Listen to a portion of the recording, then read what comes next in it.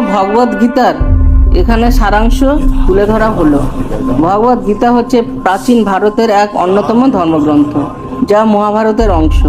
এই গ্রন্থে শ্রীকৃষ্ণ অর্জুনকে জীবনের এবং ধর্মের গুরুত্বপূর্ণ দীক্ষা প্রদান করেছেন। কর্মের গুরুত্ব। ভগবদ গীতার প্রথম শিক্ষা হলো কর্মের প্রতি অবিচল আস্থা রাখা। শ্রীকৃষ্ণ অর্জুনকে বলেন, কর্ম করতে থাকো, তবে ফলের প্রতি অমনোযোগী হও। জীবনকে এক ক্রমাগত কাজের আখড়া মনে করো, যেখানে নিজের কর্তব্য পালন করাই মুখ্য, ফল লাভ নয়। কর্মই পূর্ণতা অর্জনের পথ, এই কথা বলেছেন শ্রীকৃষ্ণ। আত্মা এবং শরীরের পার্থক্য।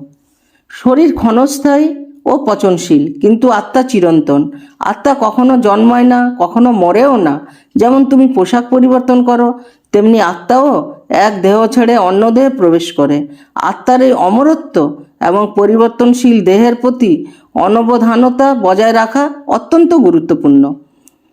যোগের গুরুত্ব। কর্মযোগ, ভক্তিযোগ এবং জ্ঞানযোগ, এই তিনটি প্রধান যোগের মাধ্যমে মানুষ জীবনের উন্নতি সাধন করতে পারে।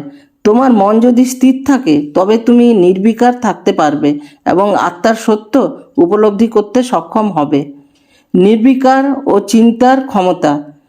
চিন্তা, ইচ্ছা এবং আকাঙ্ক্ষার মধ্যে যে বিভ্রান্তি সৃষ্টি হয়, তার সমাধান হলো নির্বাক থাকা। যে ব্যক্তি সব কিছুতেই সাদৃশ্য দেখে, সে কখনো দুঃখী হয় না এবং তার ভারসাম্য বজায় রেখে কাজ করলে আত্মার সাথে সম্পর্ক স্থাপন সহজ হয়ে ওঠে। জীবন এবং মৃত্যু। জীবন এবং মৃত্যু, এই দুটি বিষয়ে মানুষকে দ্বন্দ্বিত হতে হয়। মৃত্যু শরীরে হয়, তবে তোমার আত্মা কখনো মরবে না। মৃত্যু ভয়কে জয় করে জীবনকে পরিপূর্ণভাবে গ্রহণ করাই জীবনের মহৎ উদ্দেশ্য। দ্বন্দ্ব এবং সংকটের মুখে স্থিতি। বিপদ বা সংকটের মুহূর্তে দেহ, মন এবং আত্মাকে সচেতন রেখে কাজ করতে হবে। যখন দুঃখ আসে, তখন তোমার আত্মবিশ্বাসকে জাগ্রত রাখো। ভয়ের মূলে রয়েছে অজ্ঞানতা, যা দূর করলেই জীবন সহজ হয়ে ওঠে। ধর্মের পথ। ধর্মীয় কর্তব্য পালন করার জন্য মানুষকে সবসময় সত্য এবং ন্যায় পথে চলতে হবে। যে ব্যক্তি ধর্মের পথে চলে, সে কখনো পরাজিত হয় না। শ্রীকৃষ্ণ বলেন, কর্তব্য পালনের বিশুদ্ধি আসে, যা আত্মাকে পরিশুদ্ধ করে। ভক্তি ও বিশ্বাস। ভক্তি হচ্ছে ঈশ্বরের প্রতি পূর্ণ বিশ্বাস এবং ন্যায়ের পথে অবিচল থাকা। যে ব্যক্তি ঈশ্বরের প্রতি সম্পূর্ণ বিশ্বাস রাখে, তার জীবন সার্থক হয়। ভক্তির মাধ্যমে মানুষের অন্তর আলোকিত হয় এবং ঈশ্বরের মহিমা অনুভূত হয়। মন এবং আত্মার সম্পর্ক। মনকে নিয়ন্ত্রণ করতে হবে, কারণ মনই মানুষের সুখ দুঃখের উৎস। যে ব্যক্তি তার মনকে নিয়ন্ত্রণ করতে সক্ষম, সে পরিপূর্ণ শান্তি লাভ করে। মন যদি আত্মার সাথে এক হয়, তবে মানুষের সমস্ত সমস্যার সমাধান হয়। শক্তি ও দুর্বলতা। নিজের শক্তিকে চিনতে পারলে মানুষ দুর্বলতার মোকাবিলা করতে পারে। তোমার সত্য শক্তি হলো তোমার আত্মবিশ্বাস। দুর্বলতা কখনো শেষ নয়, যদি তোমার অন্তরে শক্তি উদয় হয়। পৃথিবী ও ঈশ্বরের সম্পর্ক। পৃথিবী এক পটভূমি মাত্র, যেখানে ঈশ্বর তার বিচিত্র রূপে আবির্ভূত হন। ঈশ্বরই সৃষ্টি, পালন এবং নাশন করেন। পৃথিবী আমাদের অস্থায়ী বাসস্থান, কিন্তু ঈশ্বরের নিকট সব কিছুই স্থায়ী। আত্মবিশ্বাস এবং কর্মযোগ। আত্মবিশ্বাসী হয়ে কাজ করার পরামর্শ দিয়েছেন শ্রীকৃষ্ণ।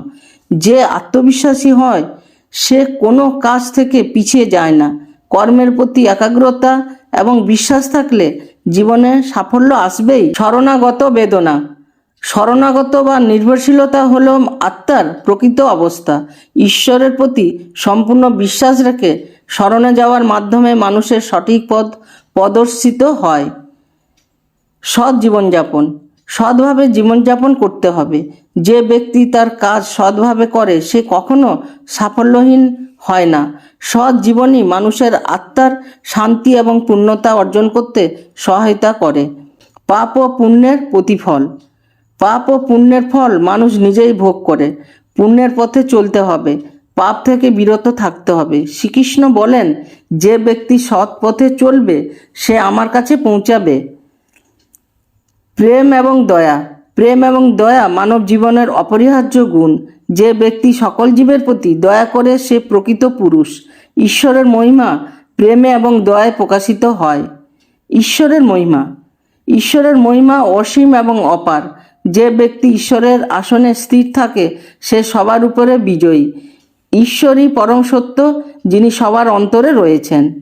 মুক্তির পথ। মুক্তি অর্জন করার জন্য একমাত্র ঈশ্বরের কাছে শরণাগত হতে হবে। যে ব্যক্তি নিজের হৃদয়ে ঈশ্বরকে অনুভব করে সে মুক্তি লাভ করে। অবসর এবং যোগ। যোগ করতে হবে একাগ্র চিত্তে।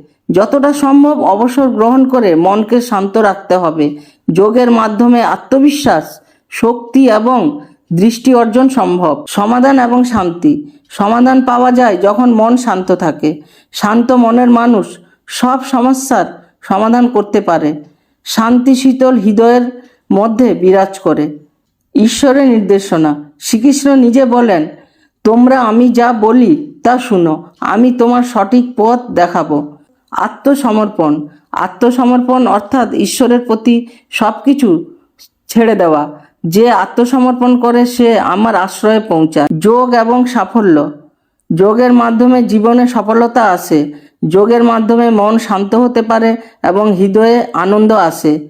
জীবনের উদ্দেশ্য। জীবনের উদ্দেশ্য হলো সত্যের প্রতি সম্পূর্ণ বিশ্বাস স্থাপন করা এবং ঈশ্বরের সঙ্গে যোগ স্থাপন করা। আধ্যাত্মিক জয়। আধ্যাত্মিক জয় হলো আত্ম আবিষ্কার এবং ঈশ্বরের সঙ্গে একাত্ম লাভ করা। এই ভিডিওটা যদি ভালো লেগে থাকে তাহলে একটা লাইক, কমেন্ট ও শেয়ার দিয়ে আমাকে উৎসাহ দেবেন। আমার চ্যানেলটাকে সাবস্ক্রাইব করুন ও বেল আইকন টিপুন যাতে পরবর্তী ভিডিও অতি সহজে আপনাদের কাছে চলে যায়। আর আমি ঈশ্বরের কাছে প্রার্থনা করি আপনারা সবাই সুস্থ থাকবেন ও ভালো থাকবেন। এই বলে শেষ করছি। ধন্যবাদ।